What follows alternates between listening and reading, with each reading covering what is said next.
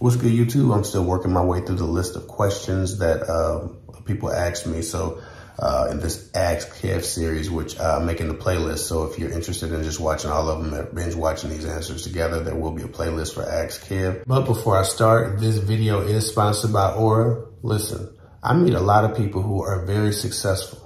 They work very long and hard to have what they've acquired. They buy nice things, they drive nice cars, they have nice homes, and they go to nice places with the lifestyle they've built for themselves, that they've earned. Money is no object to them until you suggest that they pay $10 or $20 or so to protect their bank accounts and their identity from hackers and scammers. Then all of a sudden, they want to save money. What's the logic here? They aren't normally willing to part ways with them few dollars every month, even though they are the very group that hackers and scammers are attacking and targeting. Financial defense and cybersecurity doesn't make you look good, doesn't shine, it's not fun, can't be shown off on social media. But trust me, you'll need it. Protect your bank accounts, your devices, and your credit score with $1 million worth of identity theft protection at the link below. Why work your whole life to not protect what you've acquired? Now onto this topic. But in today's Ask Kev question, someone said, how to maintain faith in finding someone when all you see is red flags, right? They alluded to watching my content and being more aware and therefore ultimately having less prospects because they've noticed a lot of different things. First, I just want to say that we all have red flags and we all are red flags to each other. In fact, sometimes the woman looking for a lot of red flags or obsessive about red flags can be a red flag to men who aren't necessarily manipulating, but just doesn't want to see, kind of hypervigilance, trust issues arise in their relationship, right? So the first thing I want to tell you is pick and choose your battles, right? Every single thing can't be a non-negotiable or a disqualifier. So understand the red flags, but also give people the grace to be imperfect or to not know how to deal with you, right? A lot of people exhibit red flags because it's learned behavior, right? A lot of experiences that men have had have led to success after behaving certain ways or trying certain things. What I always focus on is the intention of the person, right? So any red flags in relationship to intention, right? The intent to love, the intent to give time, the intent to give effort. Those are red flags that I pay attention to. Red flags based on a man's personality or some of his triggers or his internal flaws or some of his trauma.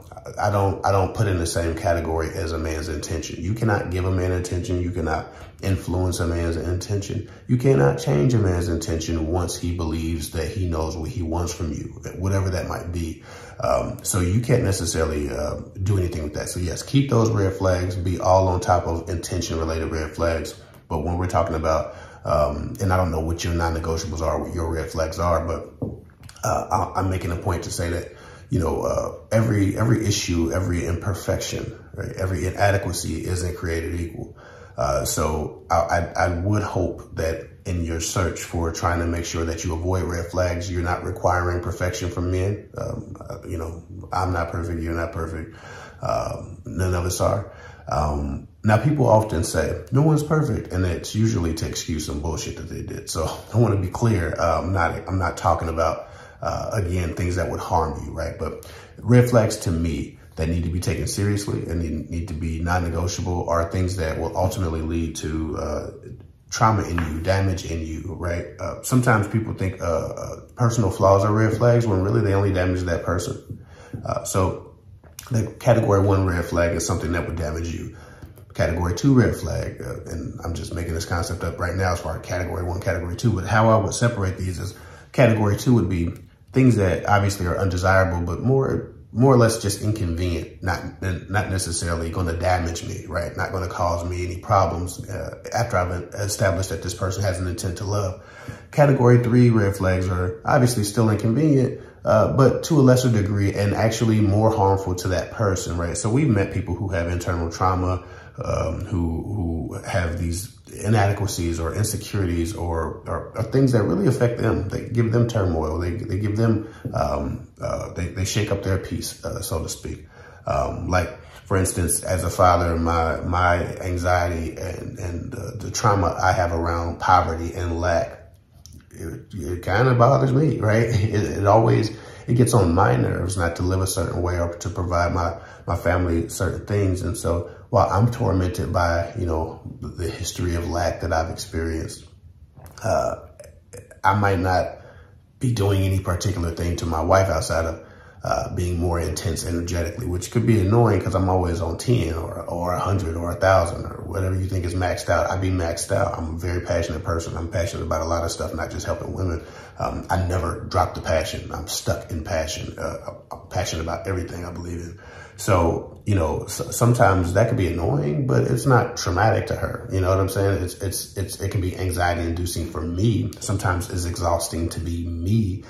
Sometimes I annoy me, but that would be like a category 3. So yeah, it could be a red flag that a guy's like obsessive about where he ends up in life, or is too ambitious, or maybe is in the inverse. It's like, you know, he's really relaxed and doesn't take anything too seriously. Yes, inconvenient.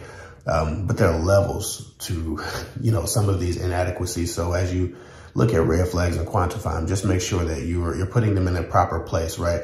Level 1 being red flags that would cause harm to you, that would do some destruction to you, that would add to your trauma, right? That would alter you. Red flag category 2 are things that are inconvenient and definitely should need to be improved and don't want to be applied to relationships, but they aren't indicative of that person's character and or intention. It's more so just things you don't like because you don't like them, but there's no intent to cause harm. This is programming that person might have to break or get therapy for, or just learn new behaviors as they experience you and you learn to love each other, right? Then this category 3 red flags are things that might annoy you, but really only torment that person, right? So there are a lot of different ways to look at some of these red flags, and I'm not sure exactly which red flags you're looking at, but I do want to make that distinction. As far as, you know, feeling like you don't have any prospects because now you have standards, we have to realize that you didn't have those prospects to begin with. If those guys are exhibiting red flags, they were going to have fun with you. You were going to have some encounters, but you were not going to have a different experience. You were going to have a longer, shitty experience. You were going to have more trauma. You were going to give of yourself, leverage yourself, you know, in many cases, betray yourself, trying to figure out how to make these people want more from you or love you. But the result would have been the same. You just saved yourself years of, you know, or months of bullshit. You just saved yourself weeks. You just saved yourself a bunch of random dates. You just saved yourself a bunch of random sex sessions. You just saved yourself a bunch of disappointment and anxiety and heartbreak in the form of time and effort and energy by seeing those red flags, understanding who those people were so you could move on. Yes, red flags are all around us and people are flawed, but, you know, it's not such a great experience for guys for different reasons at the moment. So, you know, I feel like making your dating experience more efficient always has this effect of making us feel like, oh, damn, it ain't nobody out here today. Fuck it, I just had to be single then. Like, I get that.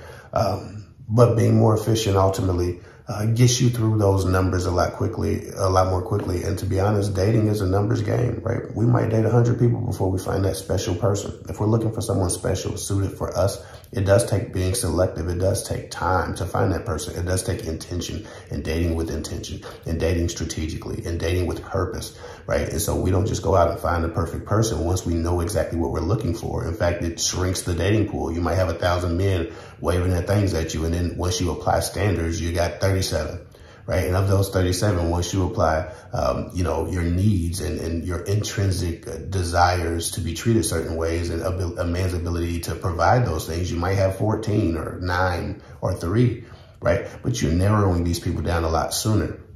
And so you can make your way through all the numbers and all the mass and all the crowds a lot more efficiently. And sometimes because you touch a lot of people and you meet a lot of people, it feels like, damn, I done met 20 guys and nobody's good enough. I ain't never gonna find the one. But you had to go through those 20 guys to find what you were looking for, right? And so don't internalize this as some kind of failure because now you're seeing red flags that would traumatize you. Again, category 1, what you want to look at is, man, I've wasted no time. I've actually made this more efficient. I'm closer to finding my man. I'm closer to finding my partner in life because I've been so efficient and so wise in the way I've discerned who was best for me and who wasn't.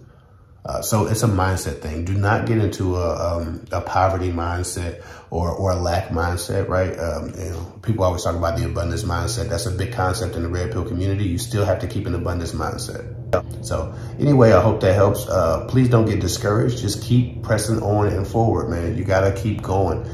Don't stop. Don't grow weary because you haven't found what you were looking for. Just understand that every no gets you closer to a yes, and that might be internal for you, but it matters. So the air conditioner unit is coming on. I got to shut up before this whole audio gets messed up.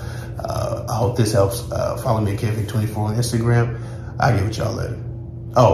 Check out the shirt if you're interested, Generational Curse Breaker. Again, if you know, you know. If that's your experience, if that's something you're trying to do, and that resonates with you, the link is down below.